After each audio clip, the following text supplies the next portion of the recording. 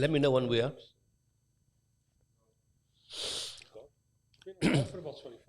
Bismillahir Rahmanir Rahim. Alhamdulillahi Rabbil Alameen. Wassalatu wassalamu ala Rasulillah wa ala alihi wa sahbihi ajma'in. Amma ba'd. All praises to Allah subhanahu wa ta'ala, the most beneficent. And we sent our greetings and salutations to our beloved Prophet sallallahu alaihi wasallam. Assalamu alaikum wa rahmatullahi wa barakatuh. Dear brothers and sisters, viewers, welcome to your favorite show, the Ask the Imam show. We've always called this the happy sheikh, the ginger sheikh, the you name it. There's been many sheikh. If you have any ideas what we should call them, why don't you call the number in the studio and let us know your opinion. Today I have with me the one and only chief guest, Sheikh Haroon. Assalamu alaikum, Sheikh Haroon. MashaAllah. And we've lost one of our young Imam. Sheikh Waddah is not with us today, unfortunately, but inshallah he'll be with us next week. So, if you are watching already, brother Iftikhar Qayyum said Assalamu alaikum, wa alaikum assalam. Please, Iftikhar, yeah. Please send us your messages on the Facebook, the Abdullahquilliamsociety.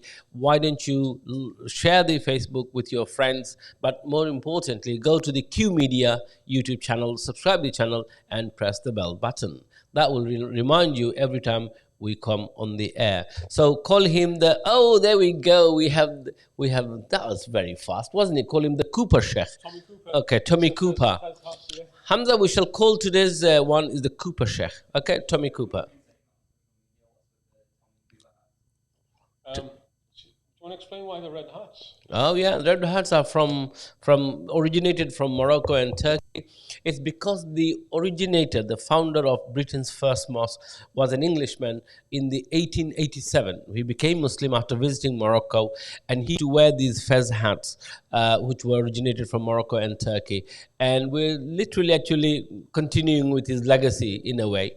And they also look pretty good, don't they, as well? Hans Sheikh Haroon is wearing the Turkish hat. Nothing to do with Turkey, but don't forget, Abdullah Quilliam had great relationship with the Ottoman Empire of that time, Sultan Abdul Hamid II. So therefore, we have some connection with Turkey to do with England's first mosque. So,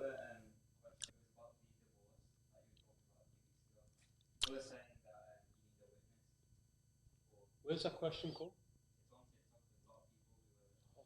As well.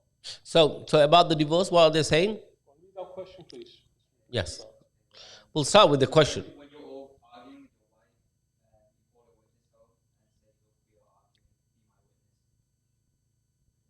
witness. No, just to be clear on that, just to be clear, just 1 second, Zubayr, phone in to ask the Sheikh. We don't ask the Sheikh at the moment, so phone in to ask the Sheikh, okay?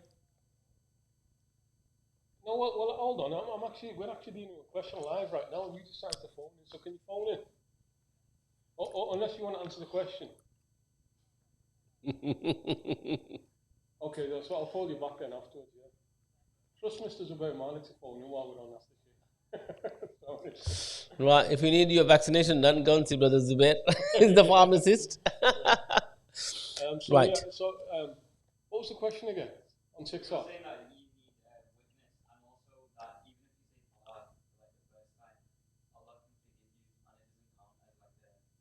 No. That's the type of thing they should always say there. I think you cleared that last time, that if they said once, it's not divorced, but no, go on, explain it. Explain it, yeah. First of all, by agreement, unanimous agreement. There's nothing in the Quran or the Sunnah that stipulates that there have to be witnesses for the divorce. There's nothing. So even if a man's just sat there by himself and he says, I've divorced my wife, then it counts. They will need to tell him. So there's nothing, anybody who says that, bring us a dalil, hatu burhanakum, bring us an evidence from the Quran and the Sunnah that says there's nothing in the Quran and the Sunnah that stipulates that. That's the first point.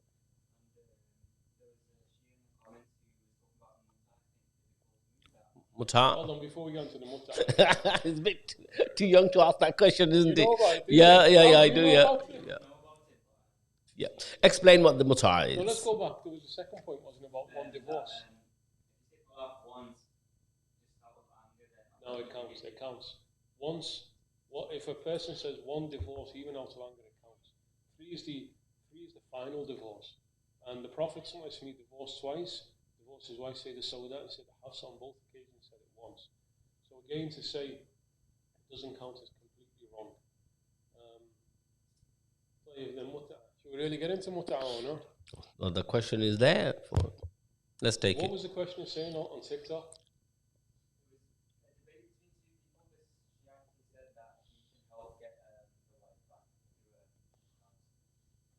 You can get the wife back through a mut'a.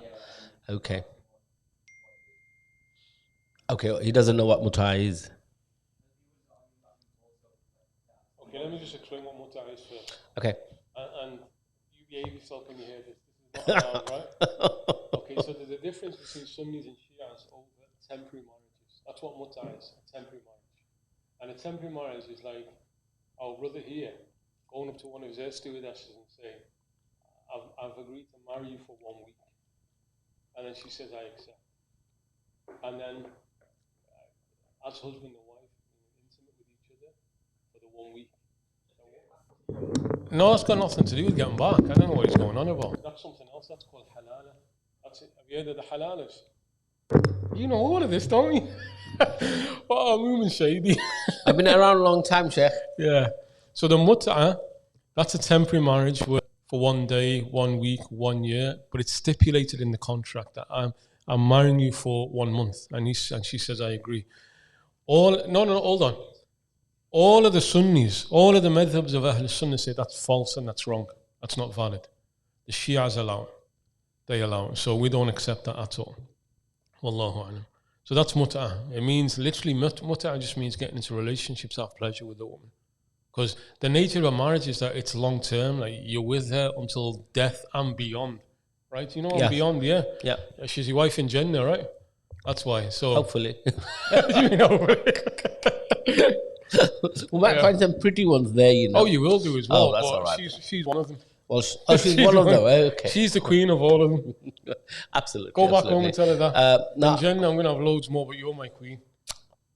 That's a proper romantic. But the problem is the wife of today's, they never believe that, you see. That's their so problem. there you go. Anyway, no, the other part to that is the mut'a. You're saying that.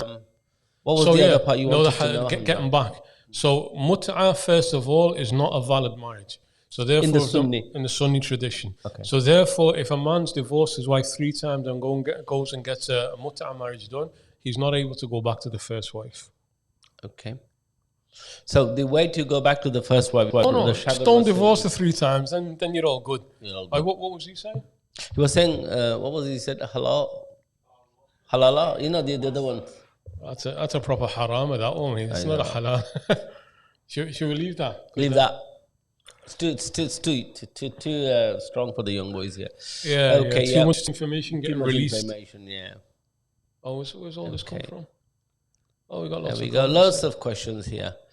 Muhammad Usman, Assalamu alaikum, my Sheikh. What is which degrees 18 to 15, 12 would be determined in Sak and Fajr in the UK, especially in the summer timings, where the sun goes not go below the horizon more than 12 degrees?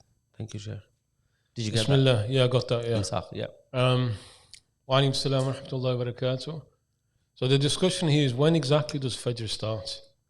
In terms of hadith, it's Quran.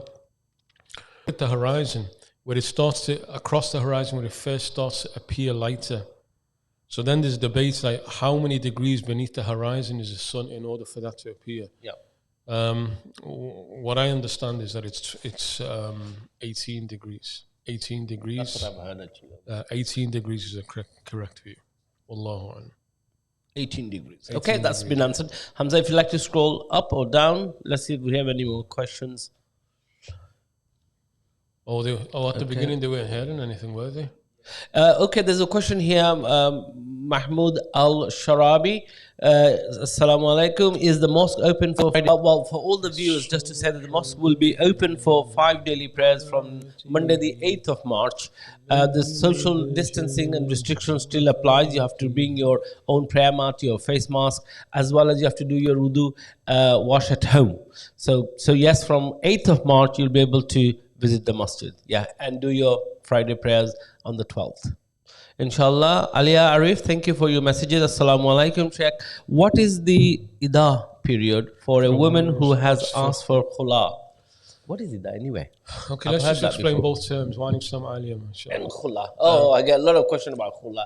Please explain so I can learn something as well. Khula, the question that Mumin's getting asked all the time is, it's a mutation of khula. It's a virus that's mutated, right? Oh, right, okay. Because Right. khula in the Quran and the Sunnah is where the husband doesn't want to divorce his wife because he hasn't done anything wrong, but she doesn't want to stay in the marriage.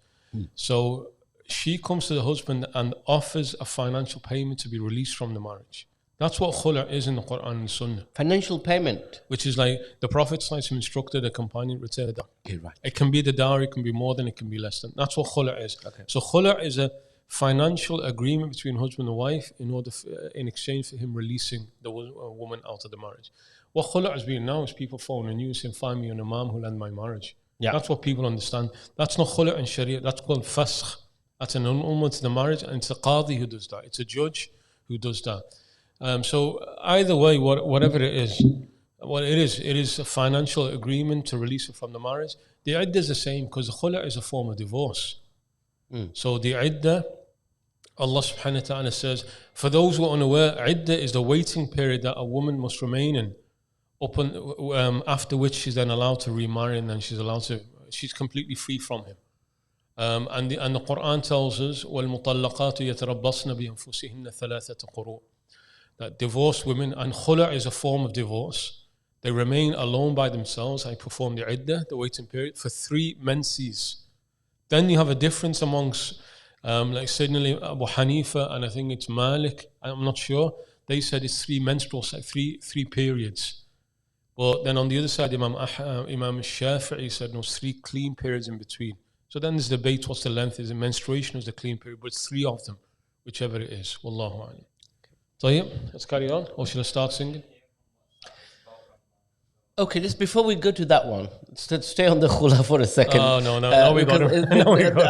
I get my heads blown into for that. So if the husband, there's so many cases where the wife wants to get divorced from the man, but the man is not doing it, and he says, well, I'm not letting you go, blah blah blah. Then how does she end? Is it after the 3 months, or is it if the man doesn't give her the divorce? What is the way to release the woman? Is to release herself from the husband? That's a problem, that is, because who intervenes and finishes it in a Muslim state? Let's take a civil marriage here, British law here. If he or she wants the marriage terminated, what do they have to do? They have to go to a court. Otherwise, the marriage remains. Okay. So although there's a difference, because, for example, at the beginning we said witnesses are not required in Islamic divorce, whereas in British divorce, witnesses are required. It has to be in front of a court. So a husband and wife remain married according to civil marriages up until it goes to court. The court is the one who terminates and confirms it. So in Sharia, it's the same. It's either the husband divorces, or there's a khula agreement where he releases it for a payment, or if she's been wronged and she has valid grounds, then she goes to a court, a qadi. Here we have a problem. Who is that? And I've got no resolution for that. I can't answer that. But let's say, leave aside here. If they happen to be living in a Muslim country, then she goes to the court. She doesn't look for an imam. Imam's job is not to deal with like court cases. That's the court. Yeah. So like in Pakistan, Bangladesh, or anywhere, if they want the marriage ended, go to court. That's where you go. And if there's some proven wrongs that are taking place, then the court may terminate it. Okay. So, right. Good. Thank you for that. Okay. Let's take any other questions on that. We have more questions. It's a bit serious today, isn't it? I realise it's without Sheikh Waddah. Sheikh Waddah, you're going to get Sheikh Waddah, he lightens it, yeah. He lightens it, yeah. It's Hamza's fault. He started the divorce case. Unless they're the divorces, yeah. Okay. Everybody just stay married, will you? Stop divorcing your women. Yeah. I know. It's a massive problem that people have. So should we just do a whole class on divorce then? Because that's what he did a few weeks back, didn't he? just hijacked it. Okay, so...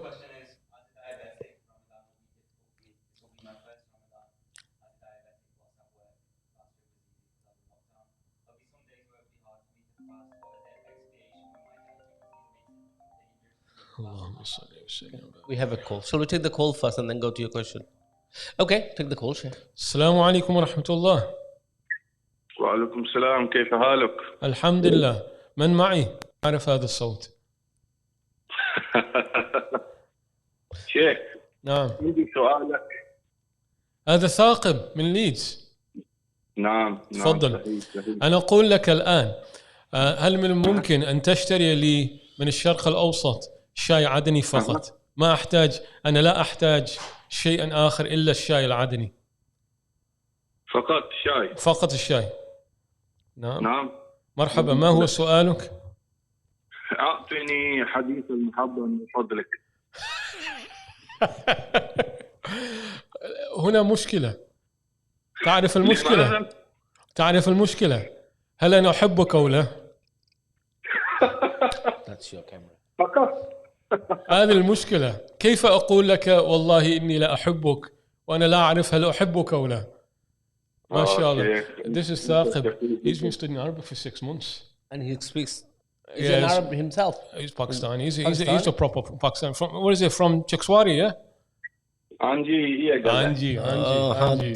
But he's speaking very good Arabic here with our Sheikh, mashallah. I was just putting an order because he's coming down for class. Oh, you just put an order for some tea from the takeaway. لا أعطيك هذا الحديث. جزاك الله خيرا. مع السلامة. مع السلامة. مع السلامة، إلى اللقاء. All right, keep learning Arabic so you can speak in the absence of your wife too. I think I need to learn Arabic too. Yes, you do. Inshallah. Jazakumullah khair. Thank you, brother, for your call. If you're watching Ask the Imam show. If you have any questions which related to any matters to do with the daily life, spiritual life, please call. I have with me the elite Sheikh Haroon, Hanif, elite in knowledge, in deen, as well as the Mufti, of course. The Mufti? Mufti, Sheikh Oh my Mufti. God, you're giving so many titles out today, aren't you? No, you deserve can you load that, please? Yeah, but first of all, Hamza, can you have a word with him? He's calling me some elite Sheikh and he's calling me a Mufti and he's calling me all of these type of names. May Allah bless you with all those Everybody, titles. ignore him. I've just ignore him. Conferred just one of the brothers who's got a Turkey hat on his head who's... Yeah, go on. What was that question? A very humble person. By the way, are there more questions coming on TikTok?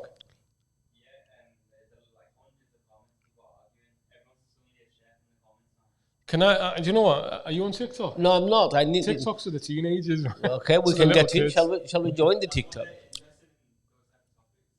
Yeah, that's really good. Then we should be able to go. Why? They're not even married. They're little kids. What is that enough for? Okay. Okay, that's about the right age. Okay, so what was that question? Oh yeah, diabetes. About the diabetes. Okay, Bismillah. So about diabetes, we are going to have a Ramadan show, aren't we? Yes, we are. So it's beginning to pick up. So first of all, the problem with diabetes, or a general point which actually touches with coronavirus, a vaccination. Having a vaccination or having any type of injection does not break your fast. It does not break, whatever the injection is, doesn't break your fast. What breaks your fast is anything going down your throat or up your nose, or through your ears, or through the passage, the back passage, or for a woman through the front passage. They're the only points where if something enters, your fast breaks. So injections, even if it's medicine, even if it's a vaccine, even if it's like an elderly person who's getting some glucose or some type of food dripped into them, as long as it's not going through the passages, it doesn't break the fast. Yeah, oral intake. Oral intake, yeah. So the issue with diabetes is not the injection, the insulin injection. It's the fact that normally with diabetes, there's different types of diabetes. The normal type of diabetes, there's an insulin injection, but the person also has to eat some food as well at the same time. That's what breaks it. The injection, the insulin is not what breaks it. So I think it's type, I'm not sure, I can't remember, there's a type A and it's a type B. I think the type B, type 1 is the insulin. Yeah, so the type 1. That's the one where it breaks the fast because you have to consume with that. So in that case, based upon Muslim medical advice, if a Muslim doctor tells you that you should not risk it, then don't fast. Expiation depends on whether you're able to fast at another time of year or not. Because as Allah subhanahu wa ta'ala says, فَمَنْ كَانَ مِنْكُمْ مَرِيضًا أَوْ عَلَى سَفَرٍ فَعِدَّةٌ مِنْ أَيَّامٍ أُخْرَى. The obligation, if you're sick or you're traveling, then you have to do qada, you have to make it up. So there's no payment.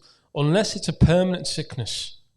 Like if that diabetic, for example, he can't do it in the winter months, he can't make it up in the winter months, and throughout his life he's not going to be able to, then he makes a payment. However, the advice that we always give, if you're a diabetic, go and see a Muslim doctor, speak your doctor or a Muslim doctor, and present your case. And like Dr. Zafar Malik and others, they told me that the doctors, they'll work with them and advise them about a way of dealing with it. And if not, then they'll tell them they can't.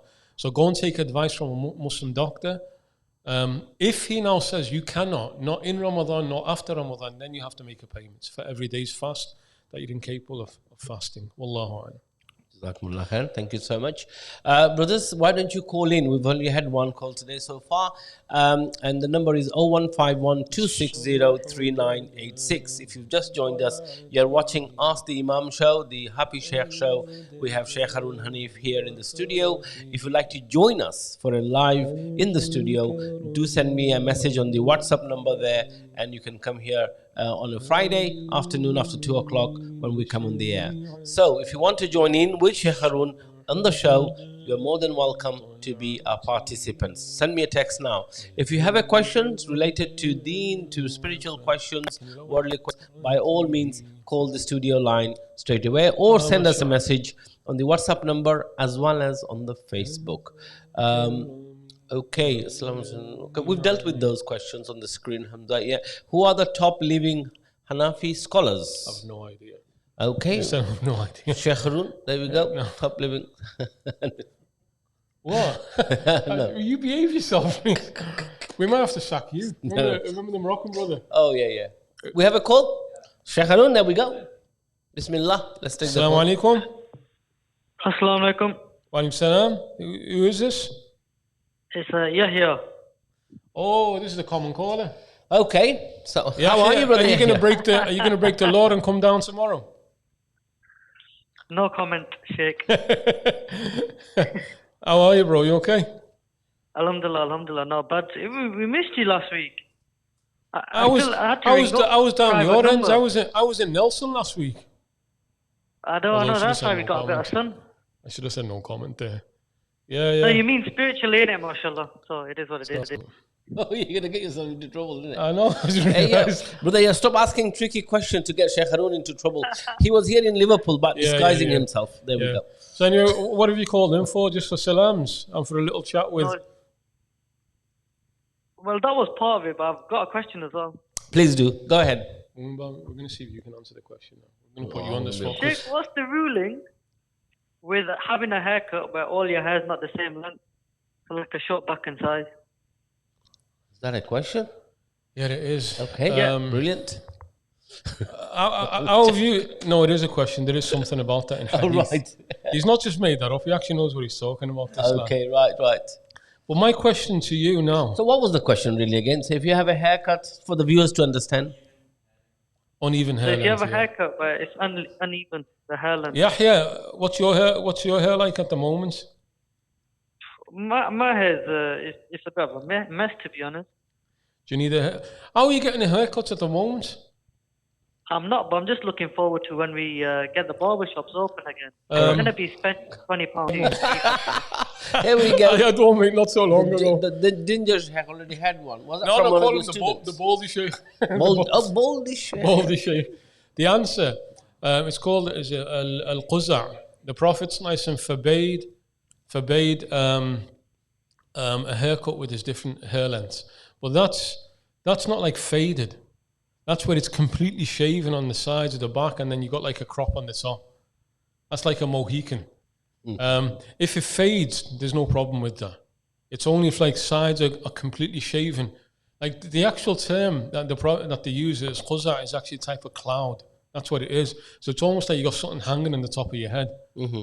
That's where it's completely uneven. Then the Prophet forbade that and should be avoided. But if it's faded, then it's fine. You okay with that? It's okay. Jazakallah, Sheikh. Good. Thank you very much. That was a good question end of the day. Yes, we see these youngsters, they completely balded themselves and they got a little hat on top. A hair hat. Naughty lads, aren't they? Prophecy. What's Hamza's on about now? Yeah, prophecy. Hamza, can you come sit here and talk? Come on, the crowd, yeah. Go on, what else are we doing? Shall I sing a bit or? Let's start singing. Honestly, I'm missing Sheikh Waddah. If you're on, we're missing you. You should have got somebody in to look after your wife and come here instead, right? Okay, yeah, absolutely. Right, let's do a singing shot. Shall we do salam? Ya Nabi salam alayka. You want to do that? Yeah, let's do that. Yeah, everybody join in. Come on, we'll until do we some get salawat. if we get a call, we'll interrupt. Ya Nabi salam alayka. Ya Rasul salam alayka. Ya Habib salam alayka. صلوات الله عليك أبرز الله المشفع صاحب القدر المرفع فملا النور النواحي عم كل الكون يجمع يا نبي سلام عليك يا رسول سلام عليك يا حبيب سلام عليك صلوات الله عليك اللهم صل وسلم. You got a problem here, you know that? What is that? You're okay singing now, but there's one or two on there you might not like it. Yeah, I know. You say Ya Nabi Salam Alaikum, one or two may accuse us of committing a bit of shirk there. Is it? Oh, yeah. Okay. Well, yeah, like even what do you mean how come? He doesn't know. So because the reason why some have a problem is because when you say, "Oh, prophets, may peace be upon you," it's like you're talking to him directly. Like I say, "Salam Alaikum." So some are accusing now. You're saying that the Prophet is alive and he's here and amongst you and so on. So some will accuse us of committing shirk. However, the simple answer to every single prayer, what you say, Assalamu alayka ayyuhan nabi. Every single prayer you say that. So that's exactly what we're saying. And then, even if somebody's not physically like sat here with you, out of love and emotion, you can, when somebody you love more than anybody else is away from you physically, you can still talk to them, right? You can still talk to them. So Allahu A'lam. So even though there are people who may start saying, Mumin's a dodgy little cat singing away. But yeah. In the prayer, the more stricter ones amongst them, they'll say, Assalamu ala nabi wa rahmatullah. Instead of addressing him directly, say, peace be upon the Prophet. All of the Imams, he said, no, as though you're addressing him directly. Assalamu alayka ayyuhan nabi. And it comes from a heart that's full of love with him, that you speak to him, whether he's physically there or not. So we'll keep on doing it, but yeah, they might accuse being a don't worry about that. We'll handle them as they come, inshallah.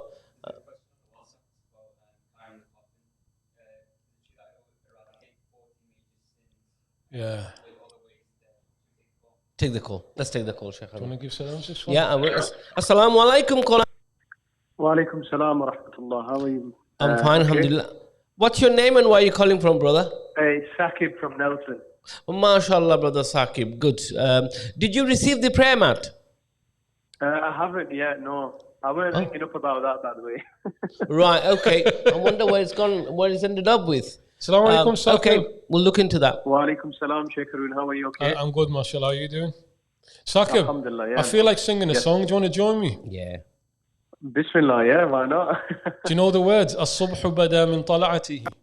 I don't personally. Just hum along, because you know the good thing. Normally, whenever I start singing, somebody calls in.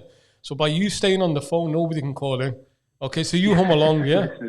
As-subhu bada min tala'atihi wal-laylu daja min wafratihi فاق الرسل فضلا وعلا أهدى السبل بدلالته كنز الكرم مولى النعم هادي الأمم لشريعته الصبح بدا من طلعته والليل دجا من وفرته أزكى النسب أعلى الحبي كل العرب في خدمته سعت الشجر نطق الحجر شق القمر بإشارته جبريل أتى ليلة أسرى والرب دعاه لحضرته الصبح بدا من طلعته والليل دجى من وفرته نال الشرف والله عفا عما سلفا من أمته فمحمدنا هو سيدنا فالعز لنا بإجابته الصبح بدا من طلعته والليل دجى من وفرته اللهم صل وسلم وبارك عليه. MashaAllah. Yes. MashaAllah. Go and start up. I need to get that because all of this divorce going on here. Let's just sing about Al Habib. Empty the heart. Yeah. Empty the heart. Saqib, so don't ask us a depressing question now, right? No, it's actually hopefully it's I had an ACL operation a couple of years ago, so now unfortunately I have to read in a chair. Yeah. So in Jamaat, where do I put the back legs of the chair? Because I honestly put them like normal, for example. Honestly, Saqib, it's not a big issue. Honestly, Saqib, it's not a big issue. If you're praying in Jamaat, it's not a big issue. Because practically, your prayer's already been altered because you sat down.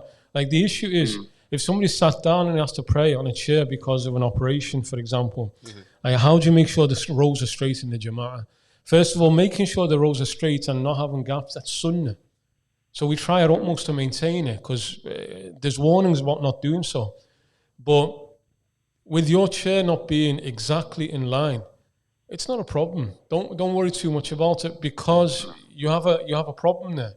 When you have a problem, sunnah, and even in some extreme cases, even farda is lifted. Like the farda standing up and going to ruku, it's lifted from you. So don't overly worry about that. As long as you're kind of in that row, then it's enough for you. So don't worry too much about it. MashaAllah, yeah, that's true. Yeah. Jazakallah khair. Thank you very much for that. Not a problem, Saqib. Jazakumullah khair, brothers. If you are watching, we have a question from brother Adam Hat. No. He needs to ring in, doesn't he? Oh no, I figured out who he is now. Adam Hat. I've got some inside information about you. I thought you were older. You're one of those Bolton lads, aren't you? Aye, Bolton. But I don't know exactly which one it is. It's either Yasser or Yasin or who's the other ones? All right, if he doesn't give his name, we don't answer his question. Go back up. Can you remind me of the dua when your wife is upset with you? Well, first place, she shouldn't be upset with you, should she? Yeah, I was going to say something which was naughty. Yeah. Okay. No, you can't do that. I can't say that live. Yeah. No, just be polite with her all times. That's it. What is the dua then? Is there a dua? I don't know what he's talking about. But anyway, let's go to this from Brother Muhammad Yasin. Okay. Wa alaikum rahmatullahi wa barakatuh. Read the question, Sheikh. The position of Abu Hanif is often espoused that it's permissible for Muslims to have riba transactions with non-Muslims in Muslim lands. Is this true? It is true that that's Abu Hanif's view, but it's not the opinion that's taught in the madhab. It is true. He alone holds that view. Yeah, okay, let's move on. Let's move on. Hamza, do we have any more? Just scroll down, please. What's this old school things? Don't really understand that. I don't know. Okay, anyway, that's okay. Ginger Mufti, there you go. Ginger Mufti. Iftikhar Qayyum. Do you know that person? Oh yeah. He's part of the mosque in Warrington. Oh, okay. Iftikhar or Baldy Mufti. Yeah, that's the one. Yeah. Oh, the brother on the left. I've seen him. Yeah, you would have seen him. Met him. MashaAllah. Okay, there's one for the kid. Who are the top living? We've said that. I asked, Hamza, you're going too fast. After a vaccine, you feel the need to drink because of feeling unwell. Can you break fast and do, what's that? Qida? Qada. Make Qada.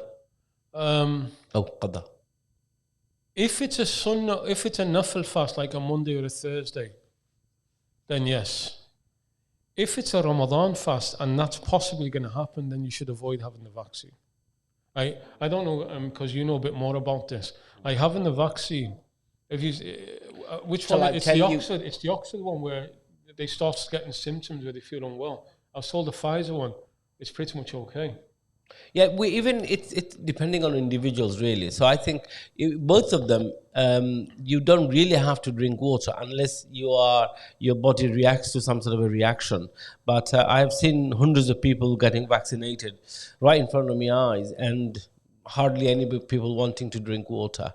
But if it's in an unfortunate situation where your body demands to drink water and you're feeling unwell, by all means you break the fast and then you make Hold on it a up, second. isn't We're it? not asking you to give a fatwa. Hold on a second. No, don't be listening to Mufti Mumin Sahib. If someone is unwell, they've got to do what to be well. Yeah, isn't it? no. As a Hold common on. sense. So if it's a Nafil fast, then yes. If it's a Ramadan fast and there's a possibility that may happen to you, then avoid taking the vaccine until after Ramadan. Okay.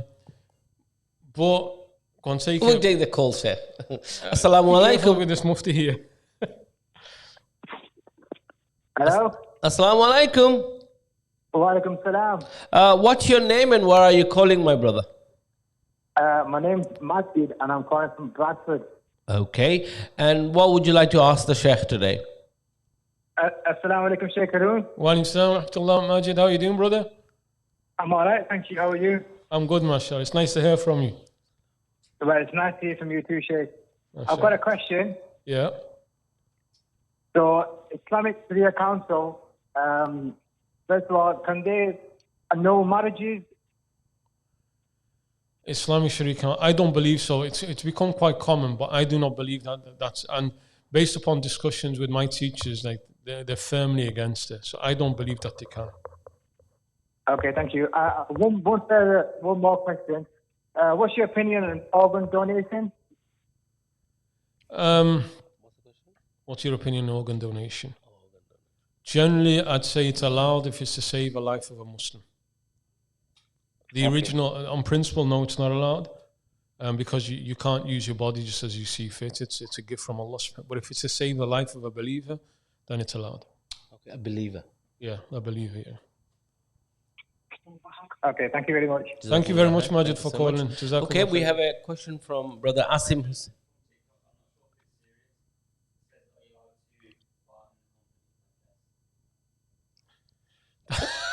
Leave that out. Oh, by all means. For those who didn't know, well, let's say some of the muftis online answering. Yeah, so question on TikTok, because they're all just a bunch of kids. Yeah. Are you? Yeah, no. No, Mufti I'll Mumin, let sir. you- Come no. on, can we call him Mufti Mumin now? No, Yeah. no. I beg. Actually, before or after that, we'll go back to the after Khan's question about vaccinations in Ramadan. But yeah, so the question that Mufti Mumin or anybody online is going to answer: are you allowed to fart in the presence of guests? That was it, yeah. Well, it's disrespectful, isn't it? Yeah, that's the Everybody- simple answer is no. Yeah. Behave yourself. Why? Behave yourself. It's not like haram. It's not like haram. It's just like you should be a decent person. That's an indecent person. Like sat next to somebody stinking. Like, so don't be indecent when the Nabi Sallallahu Alaihi Wasallam had the most beautiful character. Yeah. And one of the things about the Prophet Sallallahu Alaihi Wasallam, he made a point of looking and smelling as beautiful as possible at all times. Like even though he Sallallahu Alaihi Wasallam was itar, he Sallallahu Alaihi Wasallam atyabu min al-itar, he was more fragrant and smelling naturally than any perfume. But he always put perfume on him. Why is there such a point about perfume? Perfume's for the person sat next to you. And you're just like blowing perfumes out your backside, mate. Okay, so that I think the views.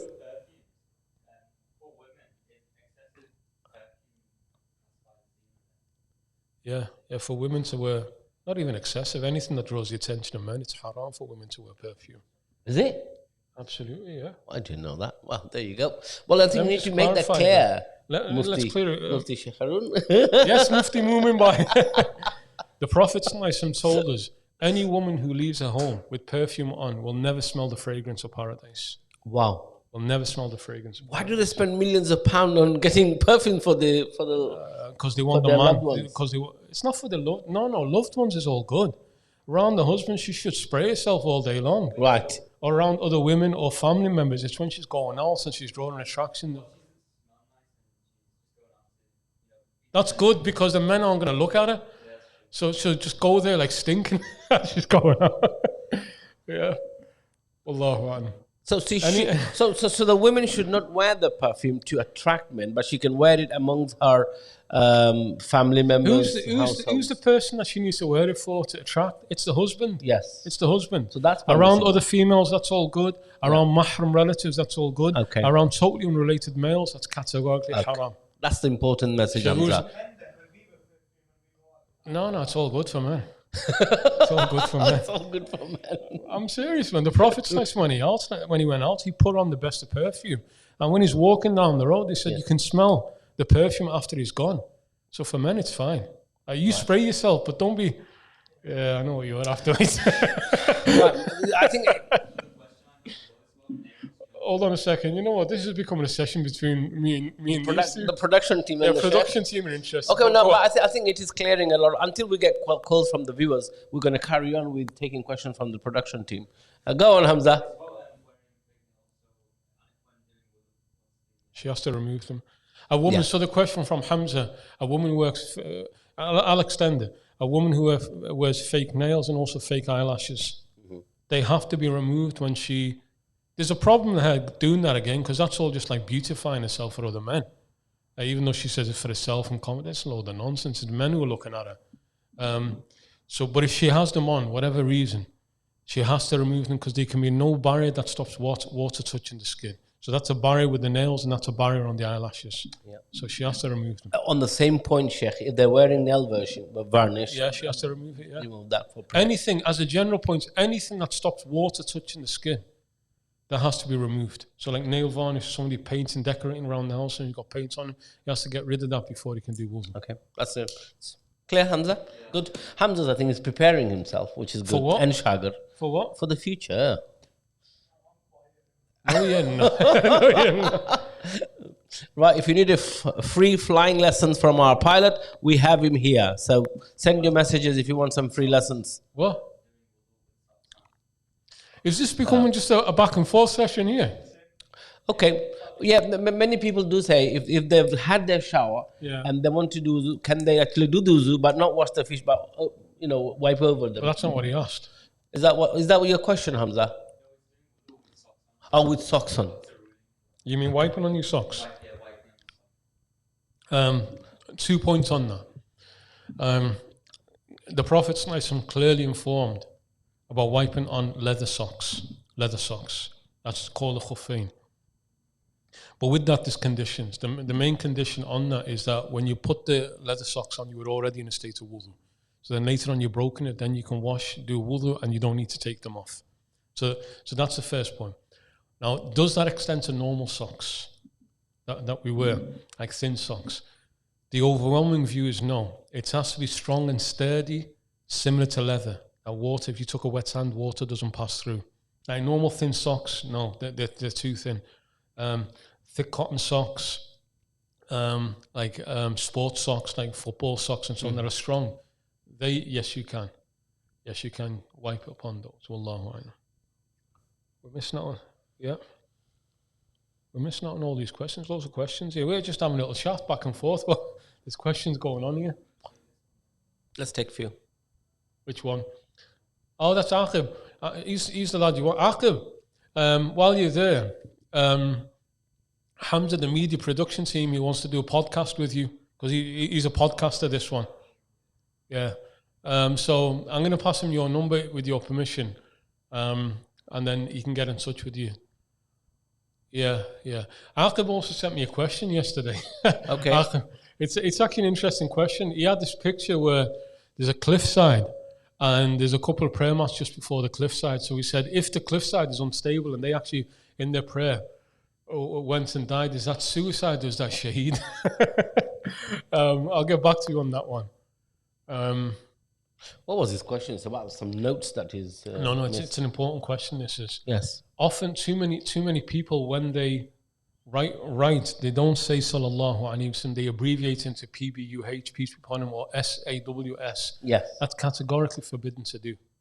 You do not abbreviate prayers on the Prophet sallallahu alayhi wasallam. So either write it in full, sallallahu alayhi wasallam, or just say it, even though you've not written it, just say it as you're writing it. Allah. But don't abbreviate sending prayers on the Prophet sallallahu alayhi wasallam. So would it be wrong to say, sometimes we say Allah subhanahu wa ta'ala. So people say Allah and then say SWT.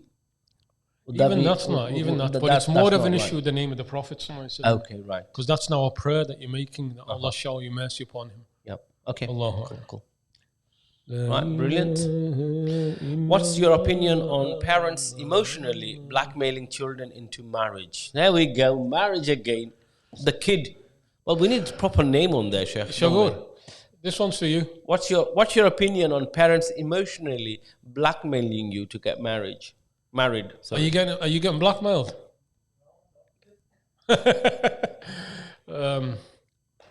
This is depressing. This one. Let me answer that quickly. I think you've said it before anyway, blackmailing children into marriage. Is your dad blackmailing you? It will come though, won't it? It will come with it. He's only a young lad. Yeah, but what if he's at university and meets some girls that he likes? Then he'll have to talk to Sheikh Haroon and Uncle Mumin. Don't tell Doc. No, we do the father so what we just agreed here, if you see somebody that you're interested in and you're getting a bit too close to her, come to us too. Forget your dad. We'll sort it out. He's blushing. He's blushing. Okay. Right, let's see. Sakib Malik says, Salam. Can you tell us please about the... What's that? Shall we actually answer the blackmailing? Go and do the blackmailing. Yeah, we have to talk about that. Actually, that's a long topic, that one. That's a long topic. Because we're parents are saying if you don't get married to the person that we choose and we'll cut you off and you curse whatever and you'll never be allowed to come to my funeral. Yeah. You've heard all of that. Yeah? I've heard all of that. You haven't said any of that to Ian, have you? I've said it to my eldest son. Well, you say that. Don't be. Come on.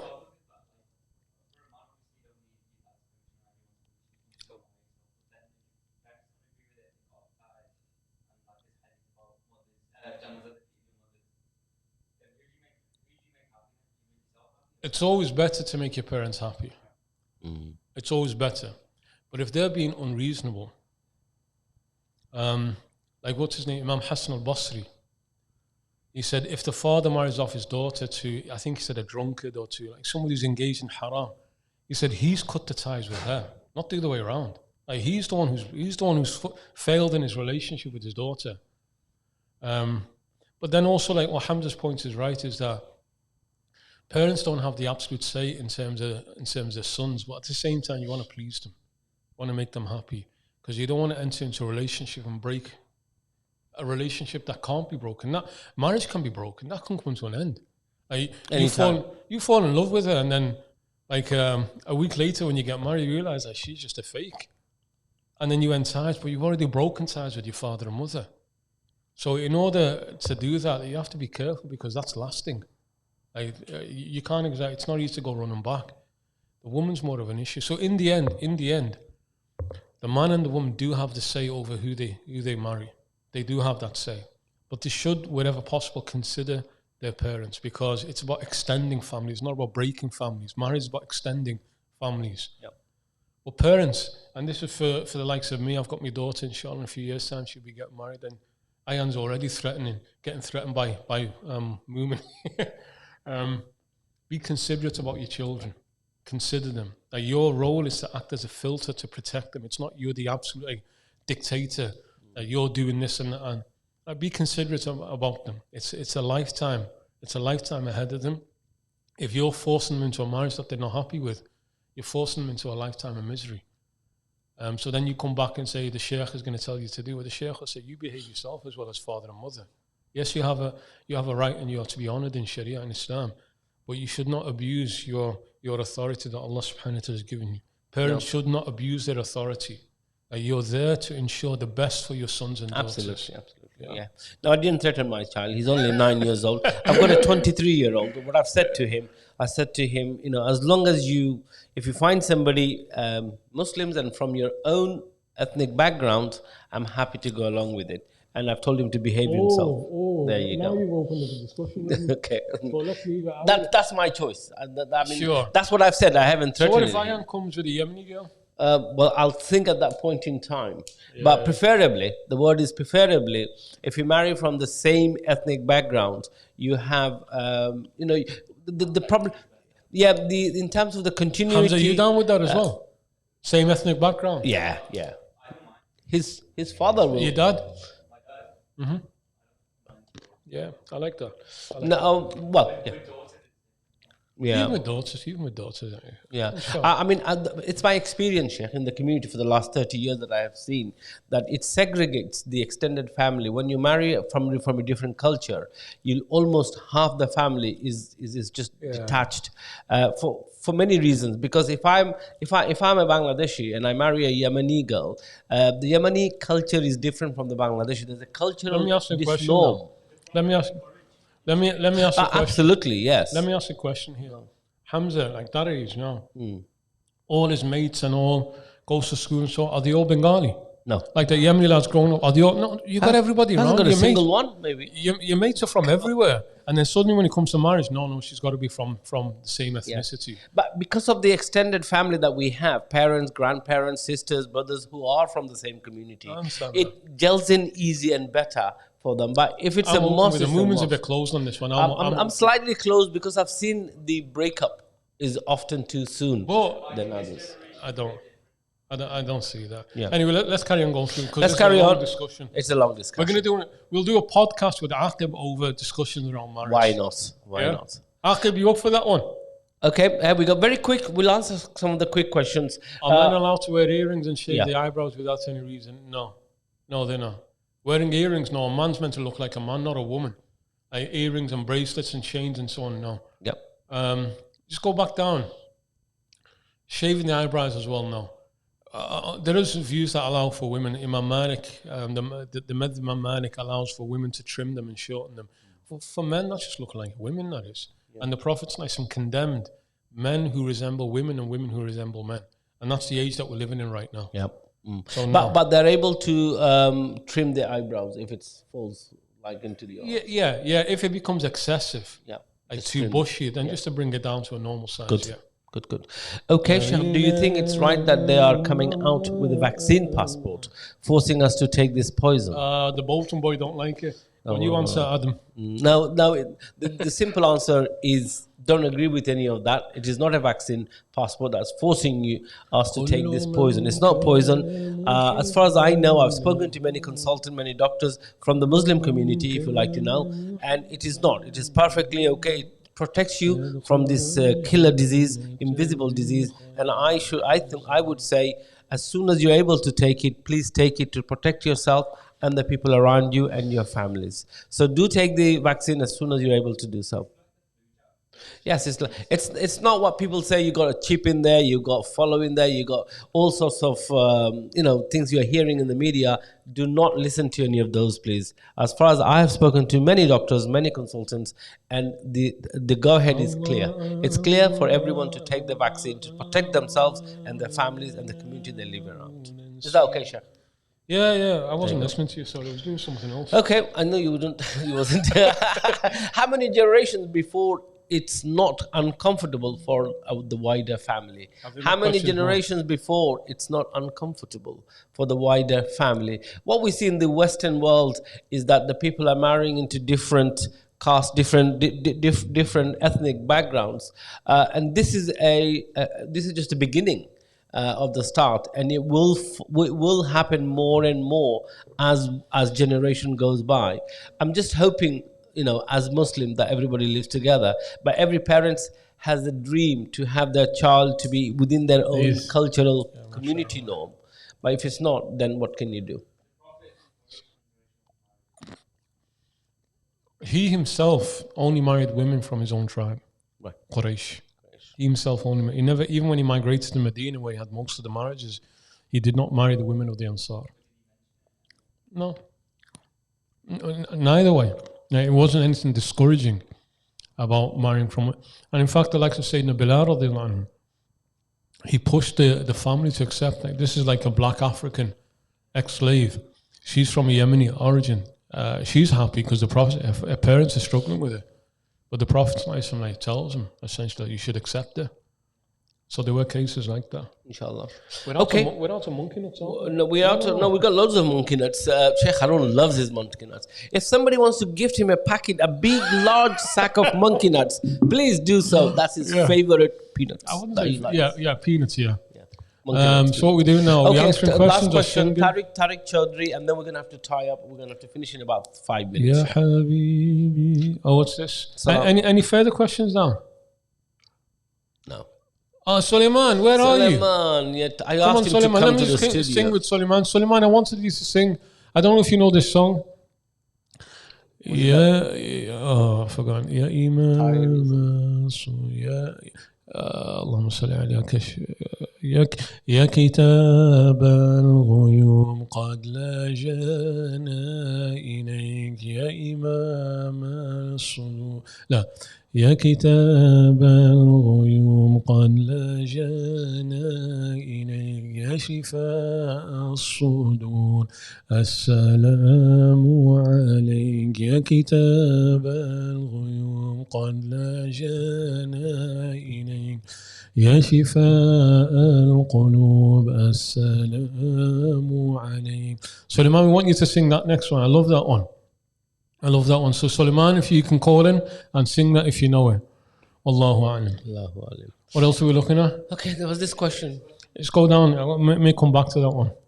Anything else, or is that it? Sheikh Mumin forget that. I don't know what he's on about.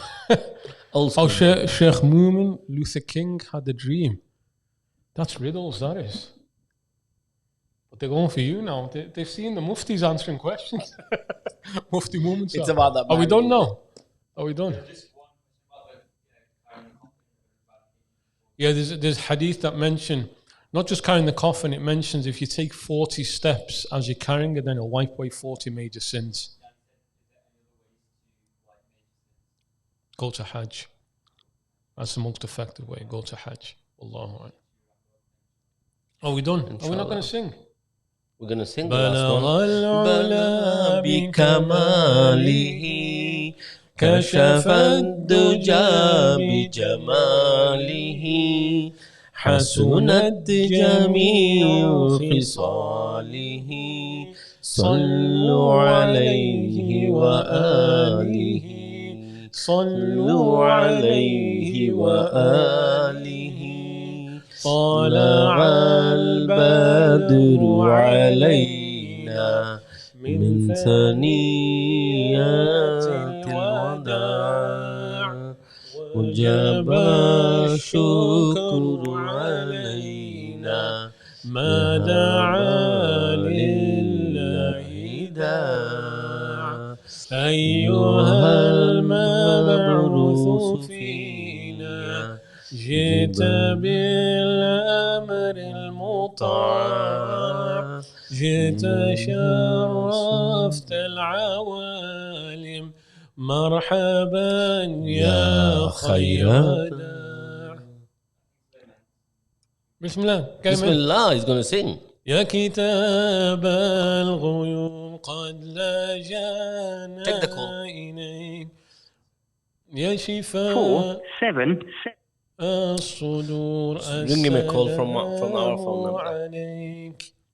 Suleiman, are you there? اللهم صل على المصطفى حبيبنا. While we're waiting for the call, we got السلام عليكم سليمان. السلام عليكم. حياك الله, أهلا بك. How are you, Sheikh? الحمد لله. Do you know that one? يا كتاب الغيوم. No, I just looked it up on Google and I've got the words now. Bismillah, you start. I only know the main line. I don't know the rest, but it's beautiful. Yeah, inshallah, I will carry on, inshallah. Yeah, Bismillah. يا كتاب. Go on, so. يا كتاب الغيوب قد لجأنا إليك يا شفاء القلوب الصلاة عليك أنت ملجأ الجلال في نظام الجمال كل هذا النوال فاض من رائحتيك أنت روح الوجود كنز فضل الوجود في مقام الشهود كل فضل لديك أنت سر الكتاب عنك فأسل الخطاب وبيوم الحساب فالرجوع إليك. أنت بالافتتاح وتنحيز النجاح ومنار الصلاح لاح من مظهرك أنت في العالمين. روح جسمي يقين موكب المرسلين قام بين يديك. أنت هادي الأمم أنت بحر الكرم أنت صبح النعم فج من بغداتيك.